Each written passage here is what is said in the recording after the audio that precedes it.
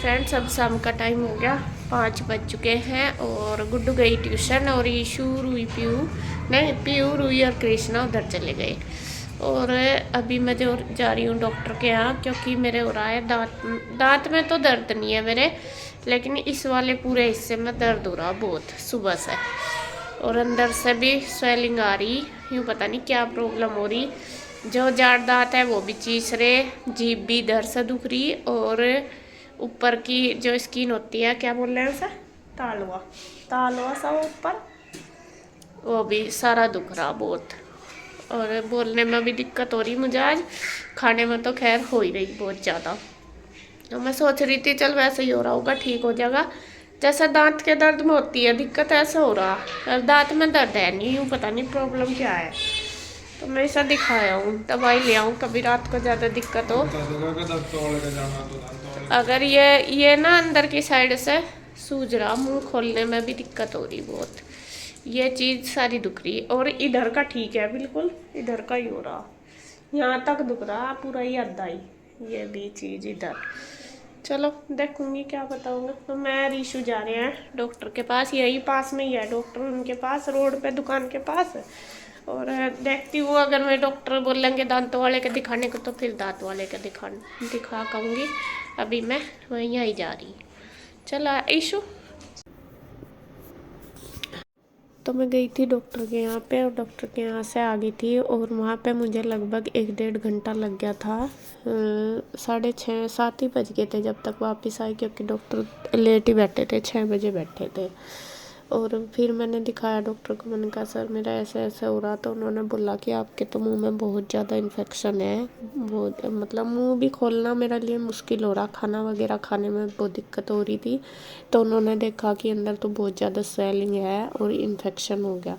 तो फिर मैं सोच रही कि किस वजह से हुआ, तो वे कहने लगे या तो खाते हुए कुछ चुभा मुंह में आपके, उससे फिर इन्फेक्शन बन गया, या फिर मेरे दिमाग में आया, मैं कहा ऐसा तो कुछ नहीं हुआ। लेकिन मेरे ना कई बार, एक दिन जिस दिन साग बनाया था उस दिन जब मैंने मक्की की रोटी और साग खाए थे ना, तो मेरे मुंह में ना छाले पड़ गए थे, उस दिन जल गया था मुंह, मतलब गरम गरम साग खाने की वजह से। तो शायद वो छाले मेरे फूट गए, और उसी वजह से फिर शायद मुझे ये दिक्कत हुई इन्फेक्शन की।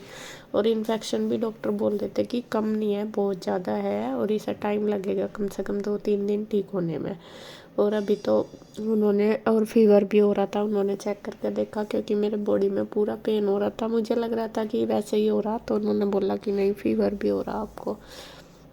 तो मैं दवाई लेके आ गई थी, और उसके बाद बस फिर आके मैं करने लगी थी अपना काम क्या, मेरा फ़ोन आ गया था, किसी से बात कर रही थी। और अभी आप देख रहे भी होंगे मेरा ना मन बहुत उदास हो रहा। उदास तो मेरा है ही 1-2 दिन से, कुछ तो मेरी तबीयत भी ठीक नहीं है, 2-3 दिन हो गए, लगभग 1 हफ्ता तो हो ही गया इसी में ही निकलते। यह है कि मैं किसी के सामने कुछ कहती नहीं, बताती नहीं, लेकिन फिर भी मुझे बहुत ज़्यादा दिक्कत होती है। और एक मेरा मन भी बहुत परेशान है, कई बार चाहे कितना भी पीछे टालते रहो मन को, लेकिन फिर भी परेशान हो जाता है। मुझे ना पापा जी की याद आ रही बहुत ज़्यादा, 2-3 दिन से ना मन से बिल्कुल नहीं उतर रहे, बिल्कुल भी, चाहे कितनी भी कोशिश कर लूँ।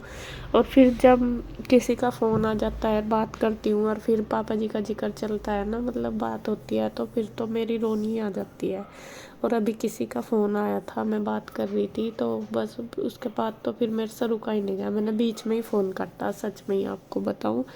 और मैं इतनी रोई बहुत ज़्यादा, क्योंकि देखो माँ बाप की कमी कोई पूरा नहीं कर सकता। पापा जी थे हमारे, इतना ज़्यादा करते थे, बहुत ज़्यादा, बस वही फील होती है कि हाँ ऐसा होता है, ऐसा होता, सारी चीज़ें वही सोचती रहती हूँ।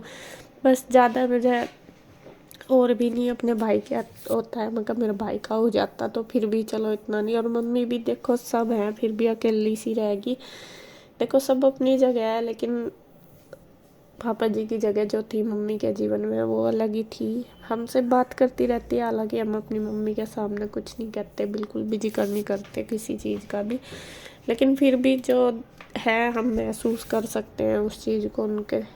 और बस पापा जी का सच में ही मेरे सामने वही, जैसा पापा जी को प्रॉब्लम हुई, जैसा गए, क्या हुआ क्या वही सब मेरे सामने आता है। और मेरा कभी कभी ना इतना मन रोने का करता है बहुत ज़्यादा, और मैं रोने भी लग जाती हूँ बहुत। और बस फिर मैं चुप हुई, अपना बैठी, फिर सोचा रो के क्या हुआ, क्योंकि बच्चे भी फिर मेरी तरफ ही देखने लगते हैं। बच्चे परेशान हो जाते हैं, उन्हें देख कर फिर अपनी तरफ देखना पड़े। मैं कहा नहीं, ये बच्चे तुझे देख कर परेशान होंगे। फिर मैं अपने आप ही चुप हो जाती हूँ। एक तो मेरी तबीयत भी बहुत दिक्कत कर रही है, दवाई भी मैं कंटिन्यू खा रही है, ऐसा नहीं है खा नहीं रही।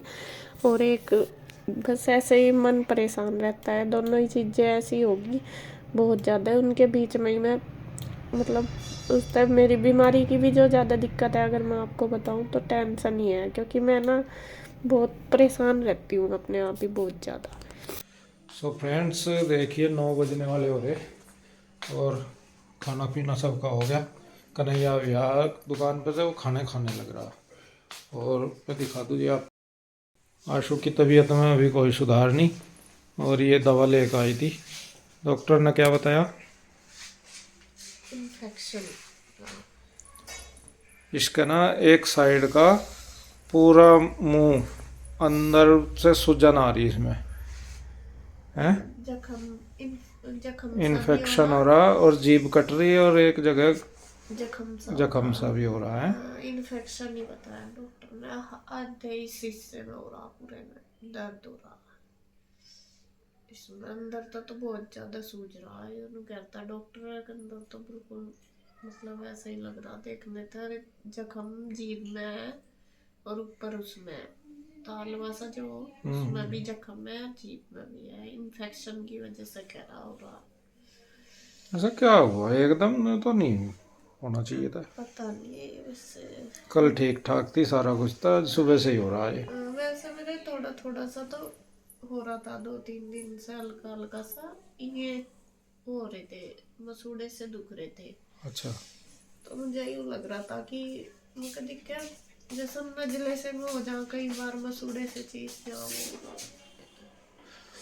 और बुखार भी चढ़ रहा था। तो ये दवा लेगा आई, बुखार की भी दी दवा? बुखार हो रहा था, मैं चेक करा। चल दवा लेगा तो आराम कर।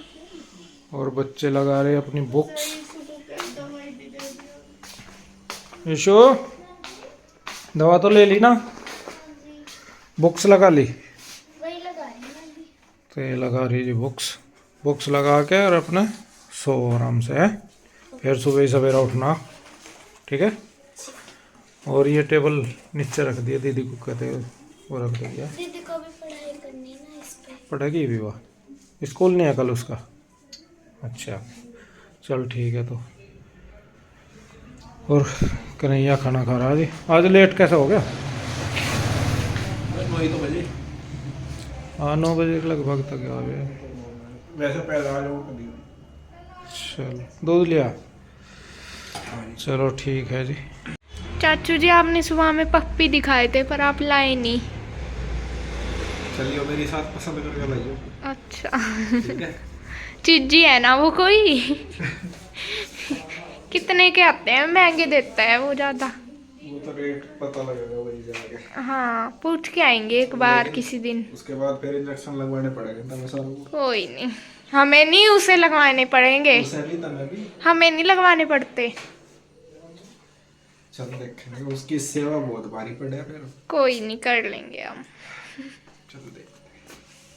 तो फ्रेंड्स, मैं बता दूं आपको, मैं और चाचू जो बात कर रहे थे, सुबह सुबह हमें चाचू सुबह सुबह जाते हैं घूमने।